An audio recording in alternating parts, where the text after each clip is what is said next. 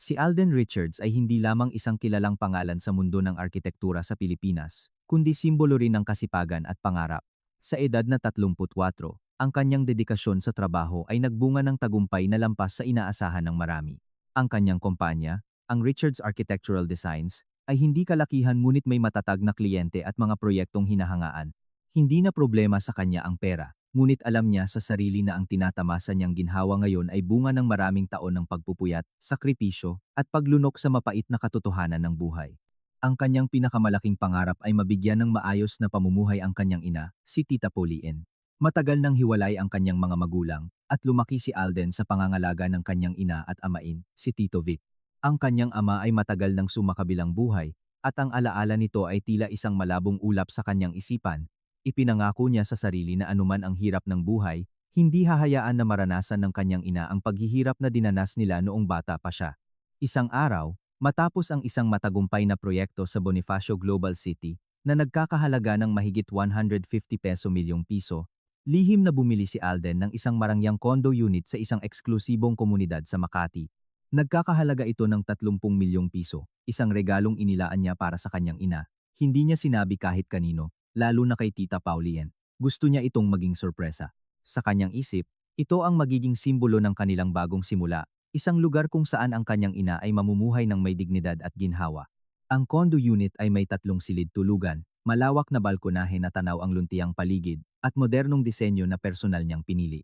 Inayos niya ang lahat ng papeles upang ang unit ay direktang nakapangalan sa kanya upang mas mapadali ang transaksyon at masiguro na siya ang magiging direkta at tanging may-ari. Subalit, sa kanyang puso, ang bahay na iyon ay para sa kanyang ina. Isang tanghali, inanyayahan niya si Tita Pauline na samahan siya sa isang viewing ng isang bagong project. Nagulat si Tita Pauline nang bumukas ang elevator at bumungad sa kanila ang isang malawak at eleganteng unit. Ang mga mata nito ay nanlaki, at tila hindi makapaniwala. Si Tita Pauline ay lumibot sa sala, hinawakan ang mga kasangkapan, at tiningnan ang tanawin mula sa balkonahe. Anak, ito ba ang pinaghirapan mong proyekto? Tanong ni Tita Pauline, ang boses ay puno ng pagkamangha. Ngumiti si Alden, at ipinagtapat ang katotohanan. Ma, ito ay para sa iyo. Ang bahay na ito ay regalo ko. Biglang namuo ang luha sa mga mata ni Tita Pauline. Alden, sobra-sobra na ito, mahal ito. Kami ni Tito Vic, sanay na kami sa maliit naming bahay. Ma, buong buhay niyo akong inalagaan. Ngayon, ako naman ang mag-aalaga sa inyo, sagot ni Alden, habang pinipigilan ang emosyon. Sa sandaling iyon, alam ni Alden na sulit ang bawat sentimo. Hindi dahil sa ganda ng unit, kundi dahil sa wakas ay nakita niya ang kanyang ina na may sariling disenteng tirahan, malayo sa ingay at gulo ng mundo. Akala niya, dito magtatapos ang lahat. Ngunit ito pala ang simula ng isang gulo na magbubunyag ng mga lihim na matagal nang inilibing sa nakaraan. Hindi nagtagal, nalaman ng pamilya ng kanyang amain, ang mga Soto, ang tungkol sa condo unit. Isang gabi, habang naghahapunan sila sa mansyon ni Tito Vic, naibanggit ni Alden ang tungkol sa bagong ari-arian. Si Dingdong, ang pinsan ni Alden, na laging may inggit sa kanyang puso, ay biglang nagtanong, bumili ka ng bahay, para kanino? Para kay Mama, sagot ni Alden, kalmado. Biglang nabitawan ni Marian, asawa ni Dingdong, ang kanyang tinidor. Ha? Para kay Tita Pauline?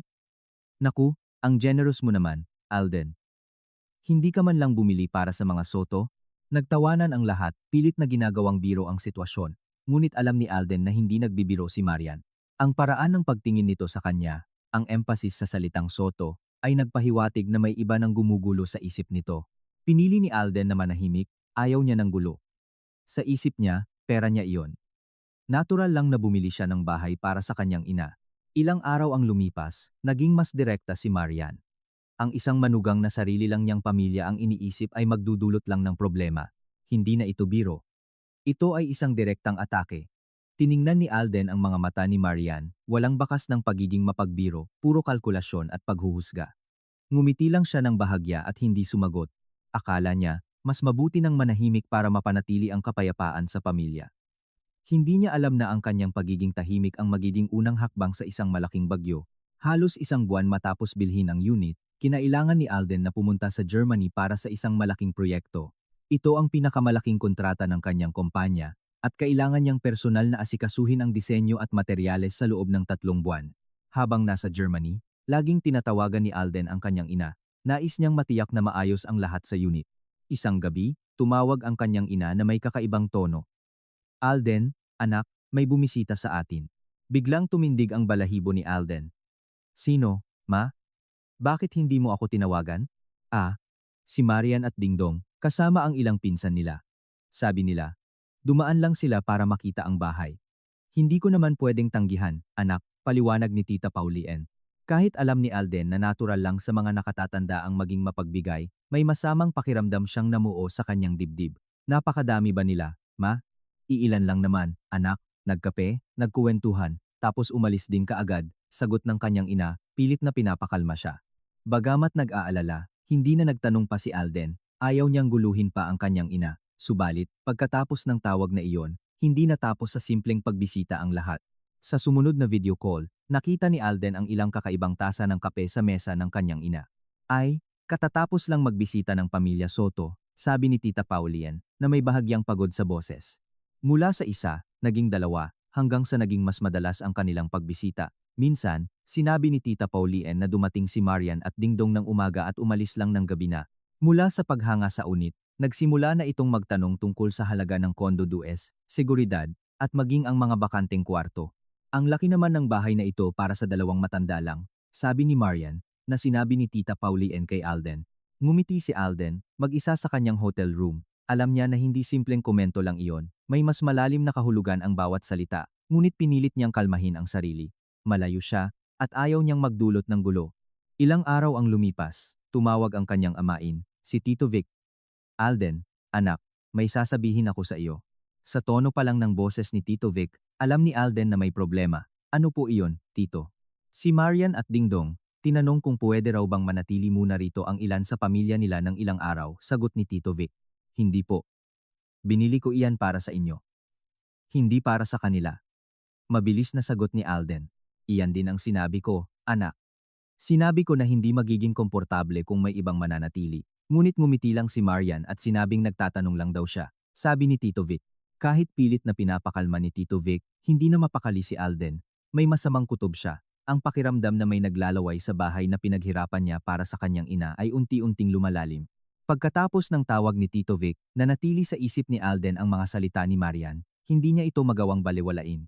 Sa sumunod na 2 linggo, mas lalo pang naging abala si Alden sa Germany. Ngunit gabi-gabi, tinatawagan niya ang kanyang ina. Ang pinakamalaking takot niya ay malayo siya at may mangyari sa kanyang kaalaman. Subalit, sa sumunod na mga tawag, naging kakaiba ang kanyang mga magulang. Si Tita Paulien, na dating masayahin at laging may kuwento, ay naging tahimik. Kung tatanungin, sumasagot lang ng opo o wala naman po. Minsan, naririnig ni Alden ang bulungan ng maraming tao sa kabilang linya. Kapag tinatanong kung sino ang kasama, sumasagot lang ang kanyang ina ng dumaan lang ang pamilya, at mabilis na nagpapalit ng paksa. Ang kanyang pag-iwas ang mas nagpatindi ng pag-aalala ni Alden. Si Tito Vic naman, pilit na pinananatili ang normal na tono ng boses, ngunit alam ni Alden na kapag mas malaki ang problema, mas nagiging tahimik ito. Isang gabi, bandang 11 p.m. sa Germany, nag-vibrate ang telepono ni Alden, si Tita Pauline. Agad niyang sinagot. Bago pa siya makapagsalita, narinig niya ang mabigat na paghinga ng kanyang ina. Hindi ito pag-iyak o takot, kundi matinding pagod na matagal ng kinikimkim. Ma, ano po ang nangyayari? May masama bang nangyari? Nag-aalalang tanong ni Alden. Nanatiling tahimik si Tita Pauline ng ilang segundo. Pagkatapos, sa napakababang boses, tila takot na marinig ng iba, sinabi niya, Alden, anak, bumalik na kami ni Tito Vic sa dati naming bahay. Napatindig si Alden. Ano po? Bakit? Paano ang bagong kondo? Sa kabilang linya, narinig niya ang tunog ng mga gamit na hinihila, mga yabag, tila nasa gitna ng kaguluhan ang kanyang ina. Pagkatapos, sa nanginginig na boses, bawat salita ay may mabigat na bigat, ipinagpatuloy nito, ang pamilya Soto. Sabi nila mananatili lang ng ilang araw, pero parami ng parami ang dumating. Kinuyom ni Alden ang kanyang kamao. Ang puso niya ay kumakabog ng malakas. Sino po ang dumating? Kailan pa? Sino ang nagbigay ng permiso? Doon ipinaliwanag ni Tita Pauline ang lahat. Hindi nagtagal pagkatapos ng inisyal na pahiwatig, dumating si Marian at Dingdong kasama ang dalawang iba pang kamag-anak, hila-hila ang kanilang mga maleta. Sa simula, sila ay may ngiti sa mga labi at maraming dahilan. Sabi nila ay may problema sa kanilang bahay, hindi komportable ang kanilang tirahan, at magkakapamilya naman sila. Sa isip ni Tita Pauline, dahil magbalae sila, mahirap tanggihan kung ilang araw lang. Galit si Tito Vic. Ngunit nagtimpi para hindi magdulot ng gulo habang malayo si Alden. Ngunit ang ilang araw na pananatili ay naging simula ng isang walang habas na paglusob. Lumipas ang mga araw, at wala silang intensyon na umalis. Sa halip, lalo silang nagdala ng maraming gamit. Unang dumating ang mga maleta ng damit, pagkatapos ay mga kumot at unan, sumunod ang mga kaldero at kawali, at maging maliliit na appliances. Inangkin ni Dingdong ang malaking sofa sa sala, at sinimulang inspeksiyunin ni Marian ang bawat silid, sinasabing mas maliwanag ito, mas komportable iyon, at nagsimulang maglagay ng mga gamit sa mga kabinet ng walang paalam. Ang dalawa pang kamag-anak na kasama nila ay walang hiya rin, umaakto na parang sila ang may-ari ng bahay. Nang magalang na ipaalala ni Tito Vic na ang kondo ay para sa kanilang dalawa sa kanilang pagtanda, at hindi angkop para sa napakaraming tao, nagbago ang tono ni Marian. Inulit ni Tita Pauline ang mga salita ni Marian, at habang naririnig ni Alden, tila nasusunog ang kanyang tainga. Nakaupo si Marian sa gitna ng sala, nakakrus ang mga binti at may mapanghamak na ngiti. Sinabi niya, ang bahay na binili ng manugang ay bahagi rin ng pamilya ng asawa. Bakit? Anong problema kung dito kami manirahan? Hindi na nakapagtimpi si Tito Vic. Sinagot niya na kalokohan iyon, na pera ni Alden ang ginamit para sa kanyang mga magulang, at walang sino man ang may karapatang manirahan doon ng walang paalam.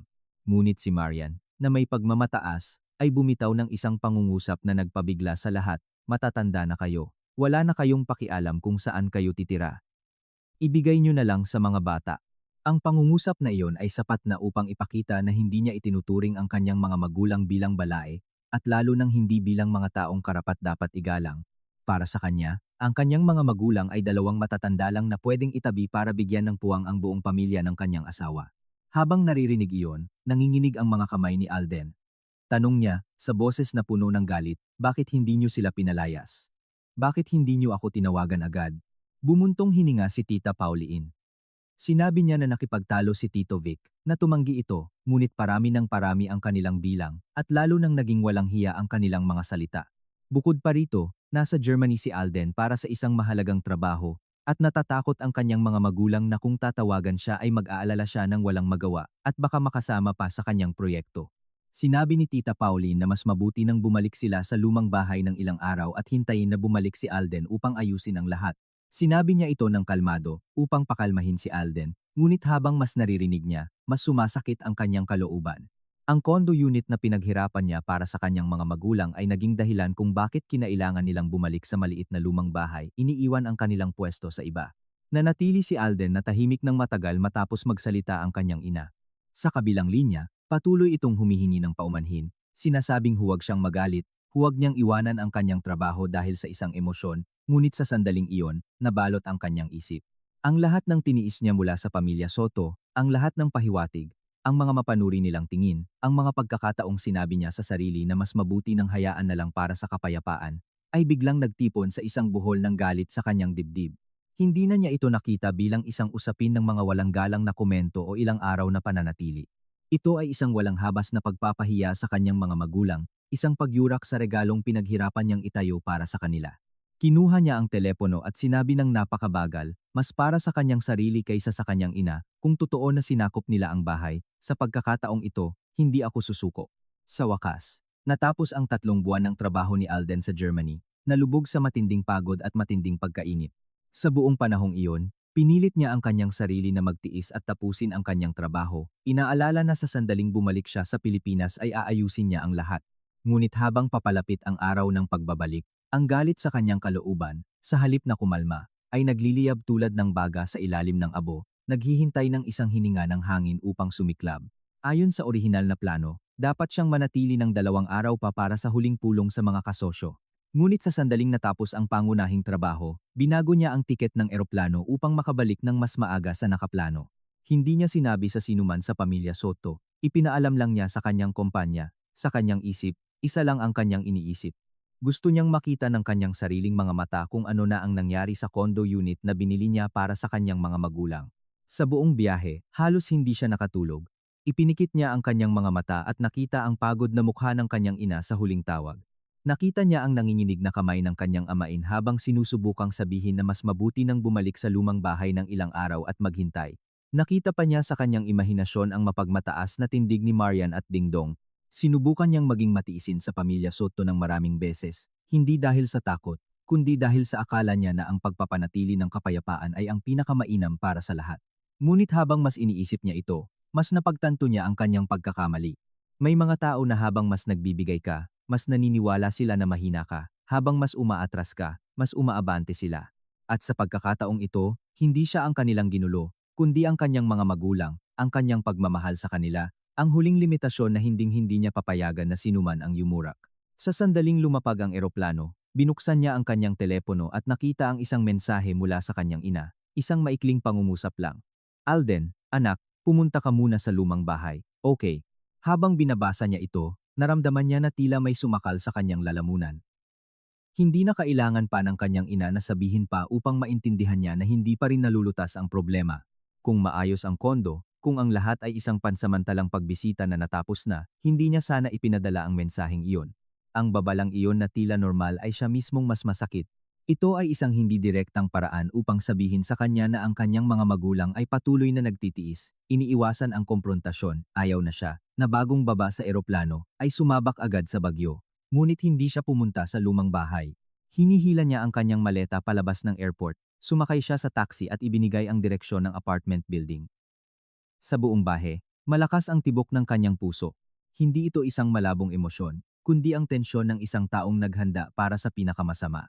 Nang lumiko ang kotse papunta sa subdivision, gumagabi na, hindi na matindi ang liwanag, ngunit sapat pa rin upang makita mula sa malayo ang balkonahe ng kanyang kondo. At sa isang tingin lang, nanlamig siya. Sa balkonahe, nakasabit ang mga kakaibang damit kung saan-saan. Hindi ito ang simpleng kasuotan ng kanyang mga magulang, ni ang isang pares ng tuwalya na pinatutuyo, gaya ng gagawin ng isang maliit at maayos na pamilya. Ang nakita niya ay isang kaguluhan ng mga damit na may matingkad na kulay, damit ng lalaki, ng bata, mga tuwalya, mga bestida, lahat ay magkakahalo na parang sa isang siksikan na boarding house. Sa sandaling iyon, ang huling pag-asa na natitira sa kanya ay naglaho. Hindi sila pansamantalang nanatili, itinuturing nila itong kanilang bahay. Bumaba siya ng taxi, mabilis na hinila ang maleta papunta sa entrance. Sumakay siya sa elevator na nanginginig ang mga kamay. Sa sandaling bumukas ang pinto ng elevator, narinig niya ang mga tawanan at sigawan na nagmumula sa pasilyo. Habang mas papalapit siya sa pinto ng apartment, mas malinaw ang ingay. Hindi ito ang tahimik na pag-uusap ng isang normal na pamilya, kundi ang magulong ingay ng isang grupo ng mga taong nanirahan ng labis na kumpiyansa, labis na naturalidad, sa ari-arian ng ibang tao. Nakabukas ng bahagya ang pinto ng apartment. Tumigil siya ng ilang segundo sa butas na iyon. Mula sa loob, lumabas ang matapang na amoy ng pagkain, halo sa tunog ng pagbabanggaan ng mga plato at kubyertos, ang tunog ng telebisyon na nakatodo ang volume, at ang mga boses ng mga taong nagpapatungan sa pagtawa, na parang sa isang maingay na bar, isang condo unit kung saan pinili niya ang bawat kurtina, bawat kasangkapan upang makapagpahinga ang kanyang mga magulang sa kanilang pagtanda. Ngayon ay parang isang magulo at maingay na boarding house. Itinulak niya ang pinto at pumasok. Ang eksenang nakita niya ay halos nagpatawa sa kanya dahil sa galit dahil wala na siyang ibang naramdaman. Sa gitna ng sala, kumakain at umiinom ang buong pamilya ng kanyang asawa. Ang mesa ay puno ng mga plato na may tirang pagkain na nakakalat sa mantel, mga balat ng prutas, mga lata ng soft drinks. Ang mga upuan ay nakakalat. Ang litrato ng kanyang pamilya na inilagay niya sa estante ay nawawala, at sa halip ay may tumpok ng mga plastic bag at karton. Si Marian ay nakasuot ng pajama na may bulaklak na may mga paa na nakasandal sa isang upuan at patuloy na sumisigaw ng may kumpiyansa ng isang taong nagmamay-ari ng bahay. Ang sarap ng buhay sa isang malaking bahay. Ang sarap dito. Si Dingdong, ang pinsan ni Alden, ay nakahiga sa sofa na may hawak na mobile phone sa isang kamay at kumakain sa kabilang kamay at nagtawa. Ang buong grupo ay napakatahimik na walang nakapansin na matagal na si Alden sa pinto. Nanatili siya ng ilang segundo, pinagmamasdan ang bawat mukha, bawat bagay, bawat sulok ng silid na sinira nila. Sa kanyang isip, sa sandaling iyon, wala nang ingay. Kakaiba, habang mas matindi ang galit, mas nagiging malamig ang isang tao, huminga siya ng malalim. Iniwan niya ang maleta sa isang tabi at pumasok sa sala ng may matatag na hakbang. Nang bumagsak ang kanyang anino sa gilid ng mesa, nagulat sila at tumingala. Biglang tumigil ang tawanan. Tumalon si Dingdong. Si Marian ay nanatiling nakatihaya, nakanganga ang mga mata, at si Alden, habang tinitingnan sila isa-isa, sa boses na hindi mataas o nanginginig, ngunit napakalamig na maging siya mismo ay nagulat. Sinabi niya, mayroon kayong eksaktong 30 minuto para kunin ang lahat ng inyong gamit at lumayas sa bahay ko. Nanatiling tahimik ang buong silid. Isang katahimikan na tumagal lang ng ilang segundo, ngunit sapat na upang makita kung paano nagbago ang kulay ng bawat mukha. At pagkatapos, ang pinakanagulat sa kanya ay hindi ang kanilang pagtataka, kundi ang reaksyon ni Marian. Hindi siya nagpanik o naramdaman na nagkasala. Sa halip, dahan-dahan niyang inilagay ang mga kubyertos. Sumandal siya sa upuan at ngumiti. Isang ngiti na napakawalang hiya na sa isang tingin lang ay alam niya na hindi kailanman itinuring ni Marian na mali ang kanyang ginagawa. Ang ngiti ni Marian ay lalo pang nagpalamig sa kapaligiran sa silid. Hindi siya nagpakita ng kahit anong senyales na siya ay isang taong nahuli sa akto ng iligal na pagsakop sa bahay ng ibang tao. Sa halip, sumandal siya sa upuan, tiningnan si Alden mula ulo hanggang paa, na parang si Alden ay isang walang galang na manugang na nagdudulot ng gulo, at may panunuya. Bumitaw siya ng mga salita na tila bawat isa ay karayom. Bahay mo? Buwan ka nang wala rito. Kung sino ang nakatira sa isang lugar, siya ang may-ari.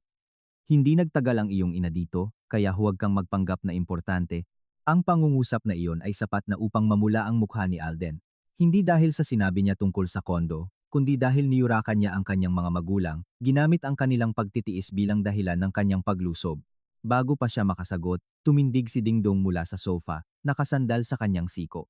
Ngumiti siya ng may paghamak, isang halo ng kamangmangan at kawalang hiyaan, at idinagdag, ang OA mo naman, pinsan. Walang nakatira sa bahay, kaya inalagaan lang ng pamilya. Tapos magrereklamo ka pa? Lumingon si Alden upang tingnan siya, hindi maintindihan kung paano makapagsasabi ang isang tao ng ganoon nang hindi man lang namumula. Ang kondo na iyon ay binayaran niya. Iyon ang lugar na binili niya upang magkaroon ang kanyang mga magulang ng tahimik na pagtanda. At sa bibig nila, ang paglusob dito kasama ang buong pamilya ay naging pag-aalaga, at siya pa ang walang utang na loob. Talagang hindi lahat ng tao ay marunong magpahalaga sa tama at mali. Nakatayo sa gitna ng sala, tiningnan niya ang paligid.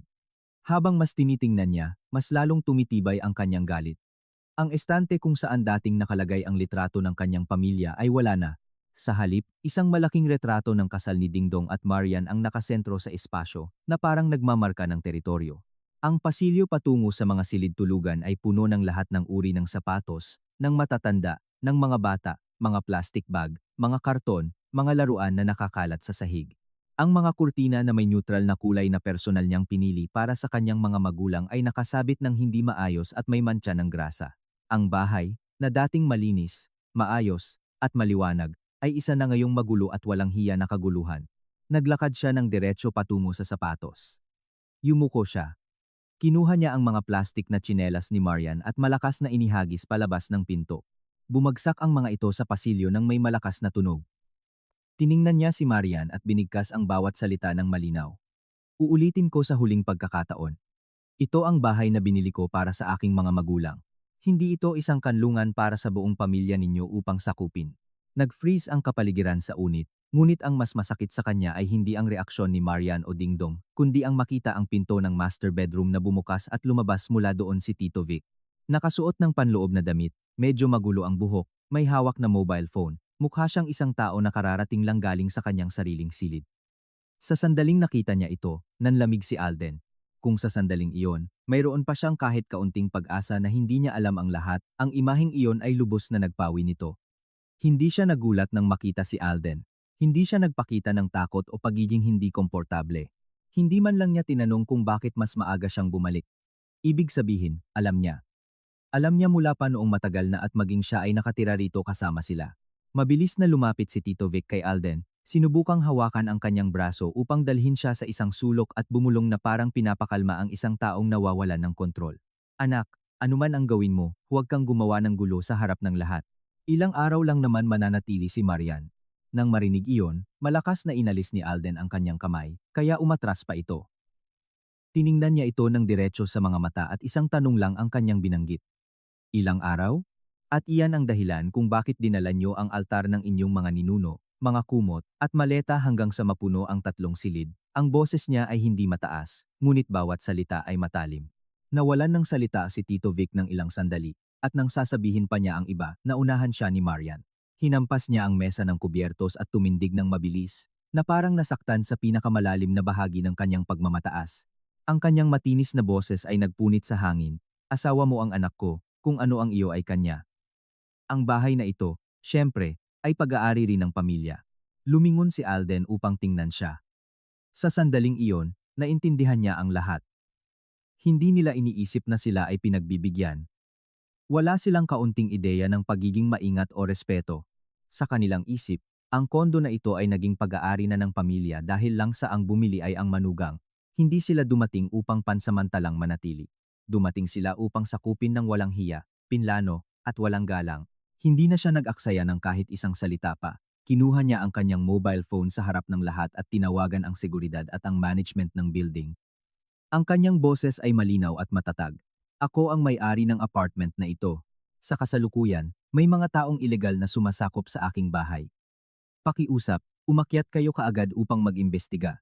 Sa sandaling natapos niya ang pangungusap, tumalon si Dingdong na parang spring at lumusob sa kanya upang agawin ang mobile phone, ngunit mabilis na umiwas si Alden. Nabigo siya sa pagtatangka na may mukhang pula sa galit. Tiningnan niya ito ng may malamig na mata. Subukan mo ulit hawakan ako, at idedemanda kita para sa trespassing at assault. Nagngingit-ngit ang mga ngipin nito, ngunit hindi na naglakas loob na lumapit pa. Malamang, nang malaman na malapit na ang seguridad at ang management, nagbago ng taktika si Marian. Tumigil siya sa pagtatalo at nagsimulang gawin ang pinakamahusay na ginagawa ng mga taong gumagamit ng publiko upang magpilit. Tumakbo siya patungo sa pinto. Itinuro si Alden at nagsimulang sumigaw ng sapat na lakas upang marinig sa buong pasilyo. Tingnan niyo ang walang hiya. Bumili ng bahay at hindi pinapapasok ang kanyang pamilya. Tinuturing niya kami na parang mga pulubi. Ang kanyang mga sigaw ay napakatinis na sa loob ng ilang segundo. Narinig niya ang pagbukas ng mga pinto ng mga kalapit na unit, ang bulungan sa pasilyo, ang mga yabag na huminto upang makibalita. Ginawa niya ito ng sinasadya. Nais niyang isama ang mga kapitbahay, gawin siyang masama sa sarili niyang bahay, gamitin ang mga salitang walang hiya at manugang upang baluktutin ang katotohanan, tulad ng maraming beses na ginagawa. Nanatili si Alden na tahimik, hawak pa rin ang mobile phone sa kamay. Pinagmamasdan si Marian na kumilos hanggang sa mamula, ngunit ang kanyang puso ay ganap na malamig, dahil naintindihan niya na kapag ang isang tao ay kayang magnakaw at marunong pang magpanggap, ang laban na ito ay hindi magtatapos ng mapayapa. Mas mababa sa 3 minuto matapos ang kanyang tawag, isang security guard ng building at isang empleyado ng management ang nasa pinto na. Sa pasilyo, mayroon pa ring ilang usyoso, ngunit wala nang nagbubulungan. Nang dumating ang mga awtoridad, hindi na maaaring manipulahin ang kuwento bilang isang simpleng away pamilya. Inakala ni Alden na sa puntong ito ay magiging malinaw ang lahat. Ang condo unit ay nakapangalan sa kanya. Ang kanyang mga magulang ay napilitang umalis, at ang buong pamilya ng kanyang asawa ay nanirahan doon na parang iligal na okupasyon. Sapat na ang ipakita ang mga papeles upang maging malinaw ang lahat, ngunit minamaliit niya ang kawalang hiyaan ni Marian. Sa sandaling nakita niya ang security personnel at ang administrator, nagbago ang kanyang ekspresyon ng napakabilis na kung hindi niya nakita ng sarili niyang mga mata, hindi siya maniniwala. Ang pagmamataas na pinagsisihan niya nang nakakrus ang mga binti at sumisigaw ay ganap na naglaho. Bumagsak siya sa isang upuan, inilagay ang isang kamay sa kanyang dibdib at ang isa pa sa kanyang noo, at umiyak ng malakas, na parang siya ang biktima. Ang kanyang boses, nanginginig at puno ng pekeng pagkabalisa, ay umalingaw-ngaw, "Diyos ko, sa edad kong ito, at pinalalayas niya ako sa bahay. Anong klaseng tao ang kayang maging ganito kalupit?" Nagsimulang magbulungan ang mga kapitbahay sa pasilyo. Ang ilang tingin ay bumaling kay Alden, hindi na may simpleng pag-usisa, kundi may mabilis at madaling paghuhusga ng isang taong nakarinig lang ng isang panig ng kwento. Tinaas ni Marian ang kanyang ulo na may namumulang mata at ipinagpatuloy ang kanyang kwento na parang pinraktis niya. "Ako ang kanyang biyenan. Binigyan niya kami ng susi at sinabing manirahan kami rito para hindi kami magsiksikan sa aming bahay. At ngayon, bumalik siya mula kung saan. Nagbago ang isip at pinalayas kami sa bahay, kaming matatanda at mga bata.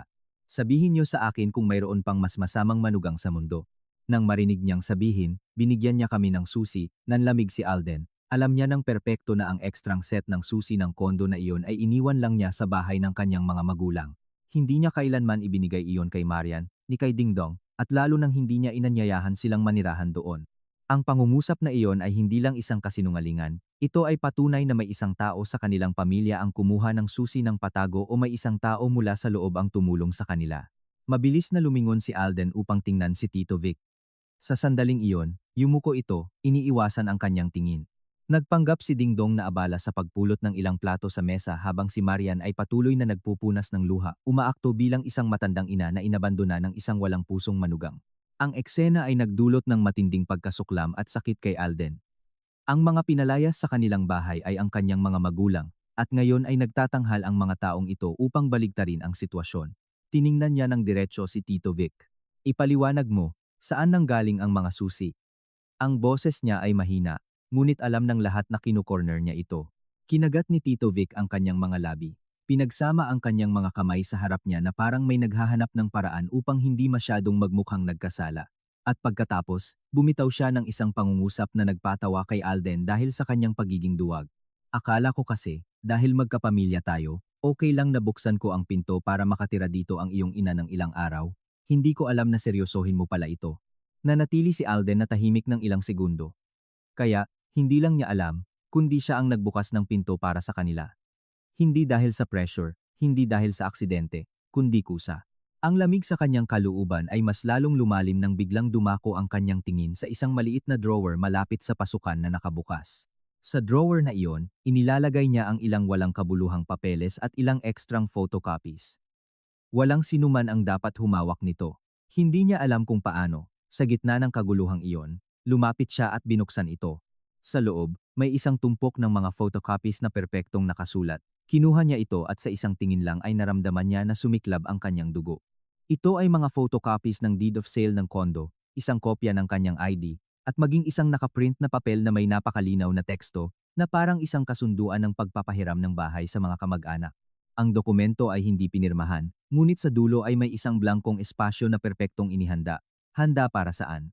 Kung kinakailangan, maari silang mag-imbento ng kuwento na kusang loob siyang pumayag na manirahan sila doon. Kinuyom niya ang mga papeles sa kamay, lumingon siya kay Tito Vic at inilagay ang mga ito sa harap ng kanyang mukha. Sino ang nag-photocopy ng mga dokumento ng bahay? Sino ang nagrehistro ng aking personal na papeles? Kitang-kita ang nervyos ni Tito Vic. Nanginginig ang kanyang mga labi, patuloy siyang kumukurap, at sa huli ay nakabulong lang siya. Tiningnan ko lang ang mga ito, sapat na iyon. Hindi na niya kailangan pa ng iba pang pag-amin. Naintindihan niya ang lahat. Walang sino man ang tumitingin lang sa mga personal na dokumento ng kanyang asawa at nagpo-photocopy nito. Walang sino man ang aksidenteng naghahanda ng isang kasunduan ng pagpapahiram ng bahay ng hindi pinipirmahan. Ito ay isang sabuatan na pinlano ng hakbang-hakbang. Ang empleyado ng management, na malapit, ay humingi ng dokumentasyon kay Alden. Matapos ang mabilis na pagsusuri, sinabi niya ng malakas, sa harap ng lahat, ang condo unit ay nakapangalan kay Ginang Alden Richards. Sa sistema, walang tala ng paninirahan para kina Ginang Marian Rivera, Ginoong Dingdong Dantes, at ang iba pang naroroon. Sa legal at administratibong paraan, wala silang karapatan na manatili roon. Inakala ni Alden na ang kumpirmasyong iyon ang magpapaurong sa kanila, ngunit hindi. Agad na nagbago ng diskarte si Marian. Itinuro niya si Maine, ang bunso niyang kapatid, na may hawak na sanggol, at sumigaw, "Pagsisisihan mo ang ginawa mo sa amin. Walang puso. Lalayas ka." Ang paraan ng paggamit niya sa isang babaeng may sanggol bilang kalasag ay nagpakulo sa tiyan ni Alden. Ginamit nila ang mga bata, ang matatanda, ang luha, ang moralidad, lahat ng makakapagmanipula sa mga tao upang ipitin siya. Ngunit sa pagkakataong ito, hindi siya umatras. Tumayo siya sa gitna ng sala, tiningnan niya sila isa-isa at sinabi, sa malinaw at matatag na boses sa harap ng security personnel, ng management, at ng lahat ng kapitbahay na nakikinig. Ang pananatili ng may pabor ay nangangahulugang humingi ng permiso. Ang pagpapalayas sa aking mga magulang mula sa kanilang bahay ng patago upang sakupin ito ay hindi pananatili ng may pabor, ito ay pagnanakaw. Sa sandaling natapos siya, isang matinding katahimikan ang bumalot sa pasilyo, at sa mismong sandali ng matinding tensyon, lumusob si Marian sa kanya nang napakabilis na walang sinuman ang nakapag-react. Slap! Isang sampal ang umalingaw-ngaw sa kanyang mukha. Isang matalim at masakit na hapdi ang kumalat sa kanyang pisngi. Kinagat niya ang kanyang mga ngipin na may namumulang mata at bumulong, "Ako ang iyong biyenan, at naglakas loob kang bastusin ako." Ang buong pasilyo ay napasigaw. May sumigaw ng mahina, ang iba ay nakanganga. At si Alden, matapos ang sampal, yumuko ng ilang segundo na may namumulang pisngi, ngunit ang kanyang puso ay biglang ganap na nanlamig. Napakalamig na alam niyang sigurado na ang lahat ng pagtitiis na taglay niya mula nang pumasok siya sa pamilyang iyon hanggang sa mismong sandaling iyon ay naglaho na ng tuluyan. Sa sandaling umalingaw-ngaw ang sampal ni Marian, tila nagyelo ang pasilyo, masakit ang pisngi ni Alden, at may humuhuning tunog sa kanyang tainga. Ngunit hindi siya umiyak o lumusob kay Marian, na marahil ang inaasahan nito. Simpleng inilagay lang niya ang isang kamay sa kanyang pisngi na sinampal, huminga siya ng malalim at dahan-dahang kinuha ang kanyang telepono. Marahil ang kanyang pagiging kalmado ang nagpakaba kay Marian. Nanatili itong nakatayo sa harap niya na may dibdib na humihinga ng mabilis dahil sa galit at mga mata na nakadilat pa rin. Marahil iniisip na sasabog si Alden sa isang atake ng histerya at magsasalita ng walang kontrol upang magpatuloy ito sa kanyang papel bilang biktima. Ngunit hindi niya binigyan ng pagkakataon si Marian. Noong panahong iyon, mula sa Germany, pinakinggan lang niya ito ng mabilis. Abala sa trabaho, iniisip na aayusin niya ang lahat pagbalik. Hindi niya kailanman inakala na ang recording na iyon ang magiging armas na magbubunyag sa kanilang lahat doon. Inilagay niya sa loudspeaker. Ang silid, na hanggang noon ay isang kaguluhan ng mga sigaw, ay nanatili sa isang matinding katahimikan. Pagkalipas ng ilang segundo, ang boses ni Marian, malinaw at matinis, ay lumabas sa kanyang telepono, maasim, malupit, at nakakapanindig balahibo. Ang mga matatandang iyon, sanay na sila sa dating bahay. Ang kondo na ito ay para sa aking anak na mas karapat-dapat. Wala na silang silbi. Ang pangungusap na iyon ay sapat na upang ganap na magbago ang mga mukha ng mga kapitbahay sa pasilyo. Ang ilan, na nakakrus ang mga braso, ay biglang ibinaba ang mga ito. Ang iba ay bumulong ng Diyos ko. Ngunit hindi tumigil si Alden. Nagpatuloy ang recording, at pagkatapos ng boses ni Marian, narinig ang mapanuyang tawa ni Dingdong. Ang kanyang matinis at walang hiyang boses ay nagpunit sa hangin. Sinabi na sa akin ni Tito Vic na matagal mawawala si Alden. Maninirahan na lang tayo, at titingnan natin. Sa paglipas ng panahon, magiging atin na ito. Pagkatapos niyan, narinig ang ilang mahihinang tawanan ng iba pang miyembro ng pamilya. Hinayaan ni Alden na tumunog ang recording ng ilang segundo pa at pinatay ito, na natiling tahimik ang bahay. Walang sinuman ang nakapagsalita. Ang mga tingin ng mga kapitbahay ay hindi na pag-usisa, kundi pagkamangha, paghamak, at maging indignasyon pabor kay Alden. Si Tito Vic ang unang nag-react. Namutla ang kanyang mukha, nanginginig ang kanyang mga labi, at biglang lumusob siya kay Alden upang agawin ang telepono, ngunit sa pagkakataong ito ay handa si Alden. Umurong siya ng isang hakbang at umiwas nang hindi inaalis ang tingin dito. Dahan-dahan siyang nagtanong, sa boses na sapat na lakas upang marinig ng lahat. Sabi niyo, ilang araw lang sila mananatili. Sino kung gayon ang nagsabi na, sa paglipas ng panahon, magiging atin na ito? Ang tanong ay parang sampal sa gitna ng maraming tao. Nanatiling tahimik si Tito Vic na nakabitin pa rin ang kamay sa ere at dahan-dahang inalis ito. Nagbukas siya ng bibig upang sumagot, ngunit hindi lumabas ang mga salita. Si Marian naman, ang unang nakabawi ng boses. Pagkatapos ng ilang segundo ng pagkalito, sinubukan niyang ayusin ito sa kanyang nakasanayang kawalang hiyaan. At ano ngayon? Ang mga magkapamilya ay nagsasabi ng mga bagay kapag nagagalit. Parang may natuklasan kang krimen dahil lang sa ilang salita. Ngunit ang pagtatangkang iyon na magpaliwanag ay lalo lang nagpahirap sa kanya. Kung totoo na mga salita lang iyon na walang kabuluhan, hindi sana sila nagpakita ng nerbiyos, hindi sana nila sinubukang agawin ang telepono, hindi sana nagbago ang kulay ng kanilang mukha. Ayaw nang makipagtalo ni Alden sa kanya. Sa mga taong ganoon, ang makipagtalo ay parang pagdudumi sa sarili mong bibig. Kinuha niya ang isang video mula sa kanyang mobile phone. Ito ay ang recording ng kamera sa pasilyo na ipinadala sa kanya ng isang mabait na kapitbahay bago siya bumalik. Noong panahong iyon, tiningnan lang niya ito ng mabilis at inilagay sa tabi, naghihintay ng tamang pagkakataon, at dumating na ang pagkakataong iyon. Ipinakita niya ang screen sa security personnel, sa administrator, at sa pinakamalapit na kapitbahay. Sa video, malinaw na makikita ang araw na umalis ang kanyang mga magulang. Naglalagay sina Dingdong at Tito Vic ng mga maleta at bag sa bahay. Kitang-kita ang kanilang mga mukha, at malinaw ang audio upang maintindihan ng lahat. Si Dingdong, habang nagbubuhat ng isang kahon, ay nagsabi ng tumatawa, handa na, mula ngayon, tapos na ang pagsisiksikan. At si Tito Vic, sa halip na tumutol o pumigil, ay bukas na bukas ang pinto na pinapayagan itong maglagay ng maraming gamit. Sa pagkakataong ito, maging ang empleyado ng management ay hindi na nakapanatili ng neutralidad. Tiningnan siya ng security chief. Pagkatapos, lumingon siya sa kanila at sa matatag at malamig na boses ay sinabi, kung hindi nagbigay ng pahintulot ang may-ari, ito ay may mga palatandaan ng iligal na okupasyon. Inirerekomenda ko na makipagtulungan kayo upang hindi na kami kailangan pang tumawag ng pambansang pulisya. Ang pangungusap na iyon ay ganap na nagbago sa takbo ng sitwasyon. Ang kanilang sinubukang gawin na parang isang di pagkakaunawaan sa pamilya ay nabunyag bilang isang sadyang kilos, inihanda, at may malinaw na mga kasabwat. At sa sandaling iyon, ang pinakamasakit na katotohanan ay naging malinaw. Ang pangunahing kasabwat ni Marian ay hindi isang estranghero, ni si Dingdong, ni ang iba pang kamag-anak. Hindi siya pinilit, ni walang magawa sa pagitan ng kanyang ina at ng kanyang asawa, tulad ng sinubukan niyang ipakita. Siya ang nagbukas ng pinto sa kanila, ang nagpahintulot na manirahan sila, at ang nagtago nito sa kanya ng 3 buwan na parang pinakanormal na bagay sa mundo. Lumingon si Alden upang tingnan si Tito Vic. Hindi kailanman nagmukhang kakaiba ang kanyang mukha. Dahan-dahan niyang tinanong, na parang naririnig niya mismo ang kapaitan ng kanyang mga salita. Kailan mo ako pinagtaksilan? Mula nang palayasin ng iyong ina ang aking mga magulang dito, o mula nang isipin mo na magiging iyo rin ang aking bahay? Nagngingit-ngit ang mga ngipin ni Tito Vic. Ang kanyang ekspresyon ay nagbago mula sa pagkalito patungo sa galit at sa huli ay inihayag ang tunay na likas na matagal niyang itinago. Sa mahinang boses, ngunit puno ng sama ng loob, sinabi niya, ang mag-asawa ay dapat magbahagi, mayaman ka, ngunit lagi mong sinusukat ang ibinibigay mo sa pamilya ko. Sa pangungusap na iyon, hindi na niya kailangan pang makarinig ng iba pang paliwanag. Bumagsak ang lahat ng maskara.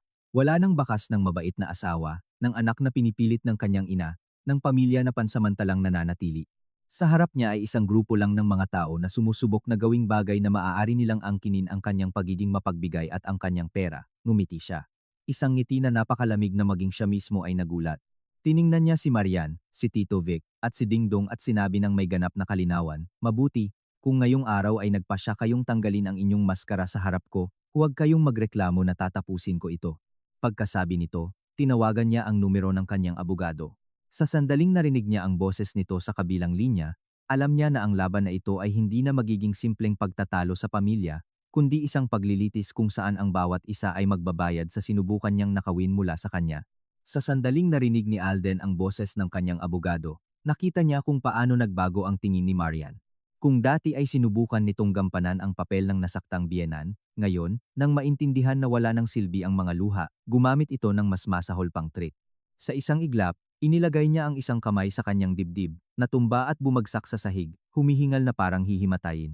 Ang pagbagsak ay napakabilis, napak-opportune, na sa isang tingin lang ay alam ni Alden na umaakto lang ito, ngunit hindi lahat ng naroroon ay kayang makita iyon.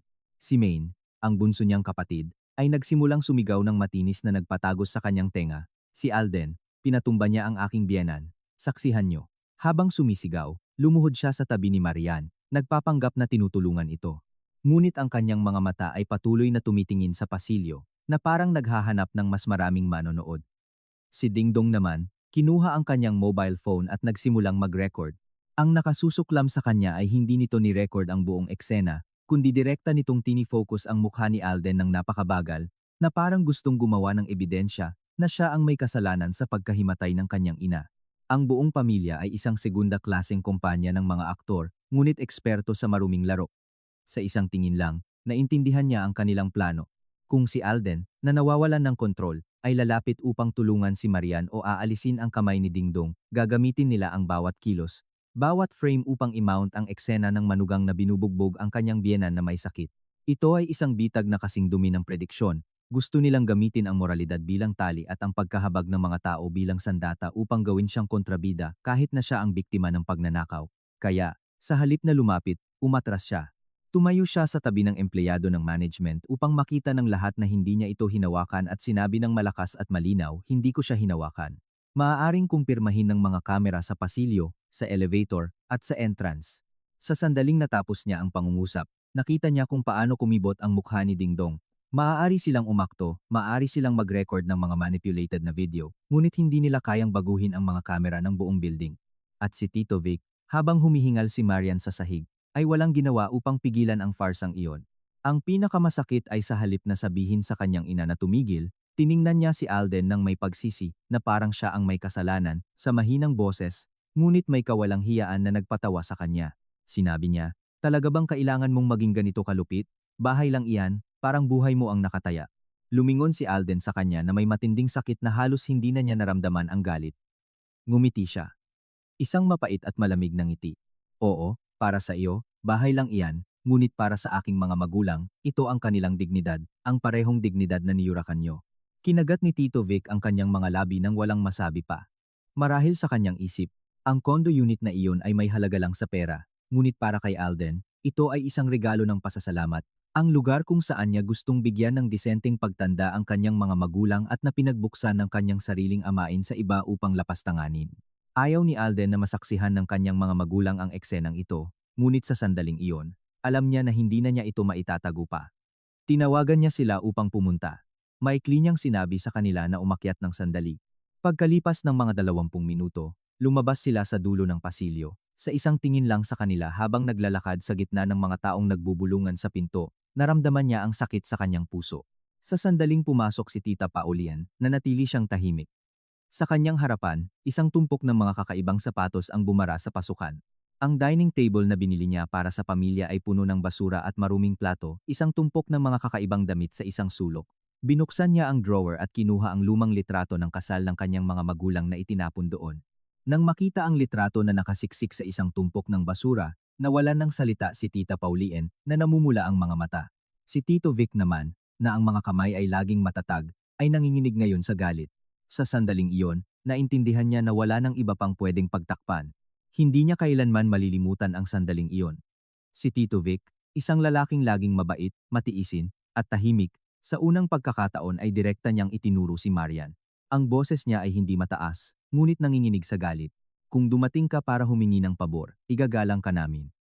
Ngunit pinalayas mo ang aking asawa at ako mula sa bahay na ito upang sakupin. Hindi ka ba nahihiya? Nanatiling tahimik ang silid, ngunit si Marian, sa halip na mahiya, ay tinaas ang kanyang ulo at sumagot ng may mapanlaban na tono. Nahihiya? Sa ano? Ang anak mo ay kasal. Ang perang kinikita niya ay dapat para sa pamilya ng kanyang asawa. Ang pangungusap na iyon ay parang pagbubuhos ng gasolina sa apoy. Sumabog ang tensyon. Ang mga kapitbahay na hanggang noon ay nagbubulungan lang ay nagsimulang magsalita ng malakas. Isang babaeng nasa gitnang edad ang umiling. Ang mga taong iyan, walang hiya. Isang lalaki sa likuran ang napakunot-noo. Ang bahay ay sa mga magulang niya, tapos darating ang mga ito para manirahan at sumigaw pa. Hindi ka panipaniwala. Nang makita ang sarili na napipilitan ng publiko, lalo pang naging walang takot si Dingdong. Malamang, naintindihan niya na kung patuloy ang kwento sa ganoong paraan, wala silang kawala. Bigla siyang tumakbo patungo sa master bedroom, isinara ang pinto ng malakas at nilak mula sa loob. Agad na narinig ang kanyang boses na sumisigaw at may pinupukpok. Kapag may pumasok, sisirain ko ang lahat.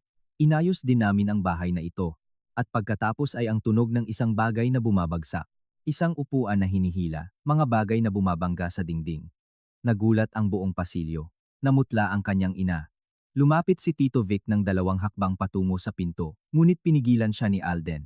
Nakatayo siya sa harap ng nakasarang pinto, nakikinig sa tunog ng pagkawasak, at naramdaman niya ang matinding lamig. Sa puntong ito, hindi na ito isang pagtatalo sa pamilya. Nagsisimula na silang magkubli, sinisira ang kanyang ari-arian upang takutin siya. Lumingon siya sa management at sa boses na bakal ay sinabi, tumawag kayo ng pulisya. Ngayon na. Mas mababa sa 15 minuto pagkatapos, ang pambansang pulisya at isang kinatawan ng Association of Residents ay naroroon na. Mahirap huminga ang kapaligiran sa apartment. Sa pasilyo, mayroon pa ring ilang usyoso, ngunit wala nang nagbubulungan. Nang dumating ang mga autoridad, hindi na maaaring manipulahin ang kwento bilang isang simpleng away pamilya. Inakala ni Alden na sa puntong ito, bababa ang tono ng pamilya Soto, ngunit hindi. Doon niya nakita kung gaano nila kahusay na inihanda ang lahat. Lumapit si Tito Vic. Wala na ang nerbiyos na hitsura kanina, inilagay niya ang kanyang kamay sa isang folder na nasa isang sulok, kinuha ang isang tumpok ng mga papeles at nang may pagiging kalmado na nagpalamig sa kanya, nagsalita siya sa pulisya. Hindi na siya ang asawa na nahuli sa pagitan ng kanyang ina at ng kanyang asawa, siya ay isang taong may plano. Sa matatag na boses, sinabi niya, ako ang kanyang legal na asawa. Ito ang aming sertipiko ng kasal. Ang mga ari-arian na nakuha sa panahon ng kasal ay hindi kinakailangan na kanya lang. Hindi namin alam kung ano ang binabalak niya. Nanatili si Alden na tahimik ng ilang segundo. Kaya, iyon pala ang kanyang alas. Hindi ang pagmamahal, hindi ang rason, kundi ang kanyang estado bilang asawa upang isama siya sa isang legal na pagtatalo at magkaroon ng oras upang manatili doon ang kanyang pamilya. Sa sandaling iyon, naintindihan niya ang lahat.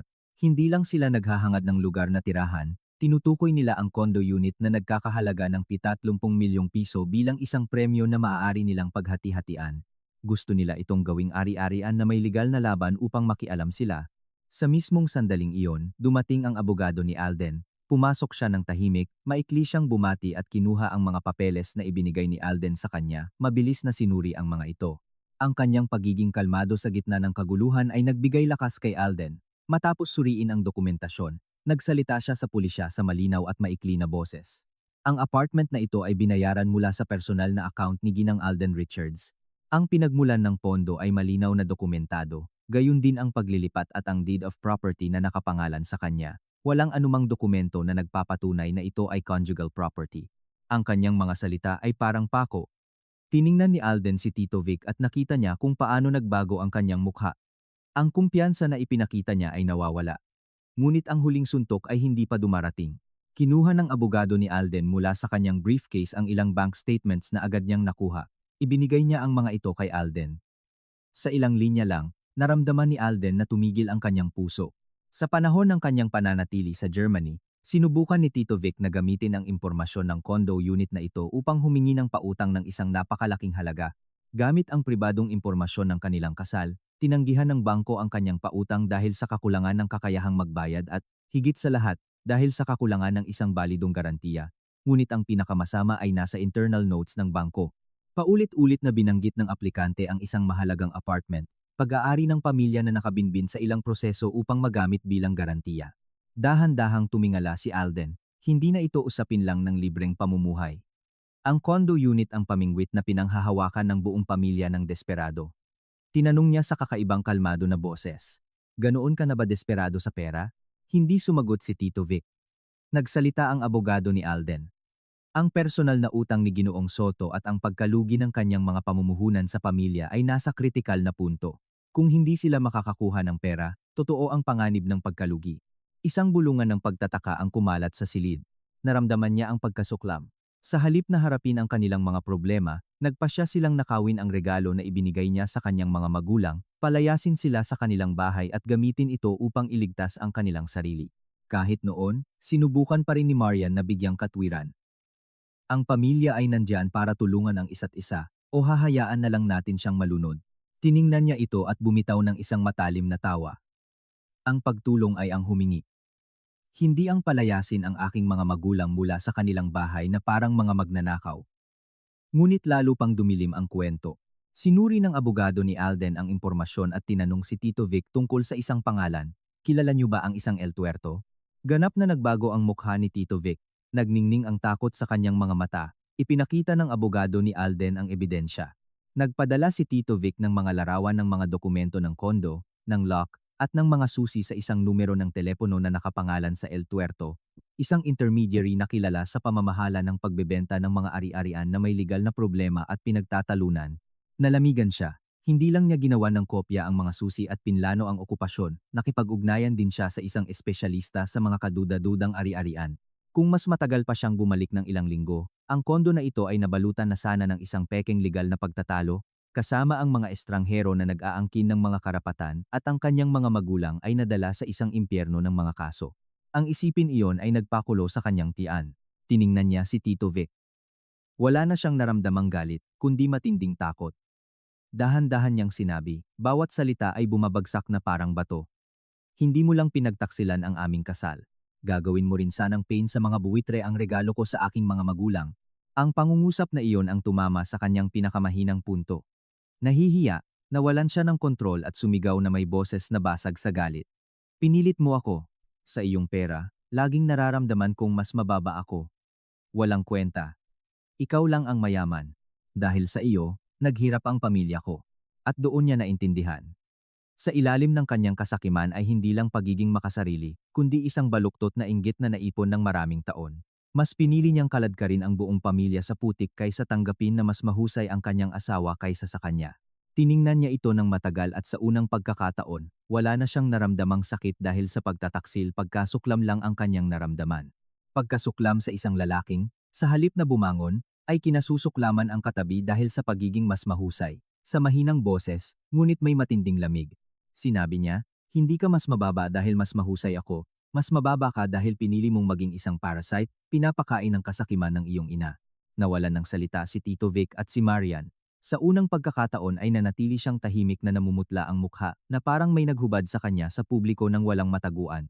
Matapos suriin ang mga ebidensya, pahayag, camera footage, mga dokumento, at ang binuksan na safe, kumilos ang pulisya ng may katatagan. Ang nangungunang opisyal ay nagsalita sa kanila ng may matatag na boses. Ang lahat ng taong walang karapatang manirahan sa apartment na ito ay dapat kunin ang kanilang mga gamit at umalis sa ari-arian ngayong hapon. Tapos na ang mga dahilan na manatili ng ilang araw o maging pamilya. Ang utos ay parang isang kutsilyo na pumutol sa kanilang panloloko, ngunit si Marian, sa huling pagtatangka ng paghamon, ay umupo sa isang upuan. Tingnan natin kung sino ang maglakas loob na paalisin ako. Kung nangyari ito noon, marahil ay nakatakot siya ng sinuman. Ngunit ngayon, ang mga kapitbahay sa pasilyo, na nakita at narinig ang lahat, ay hindi na siya tinitingnan ng may pagdududa, kundi ng may paghamak. Isang babae ang nagsabi pa sa kanya, "Tama na, ginang, hindi sa inyo ang bahay na iyan."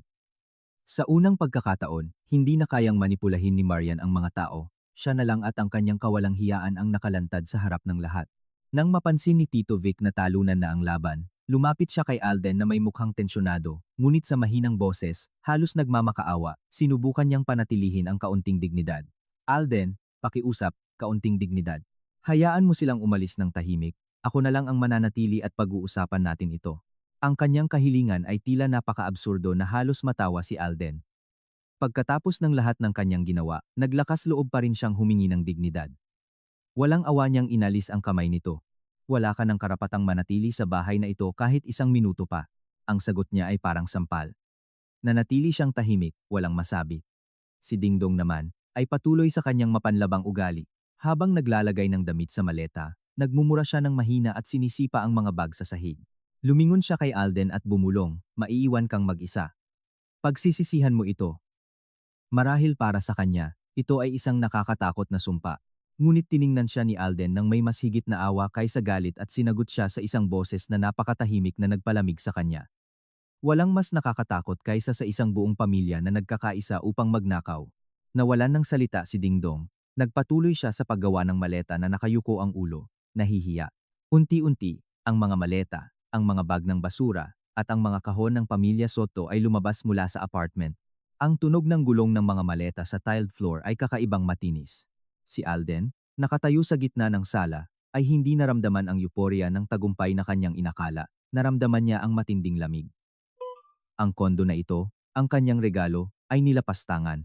Ang litrato ng kanyang pamilya ay inalis sa pwesto nito, ang mga beddings ng kanyang mga magulang ay nakakalat sa isang sulok, ang dining table ay naging isang basurahan.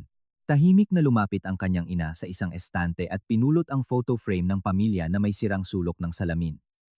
Hinaplos niya ang ibabaw nito nang may lambing na nagpakirot sa puso ni Alden.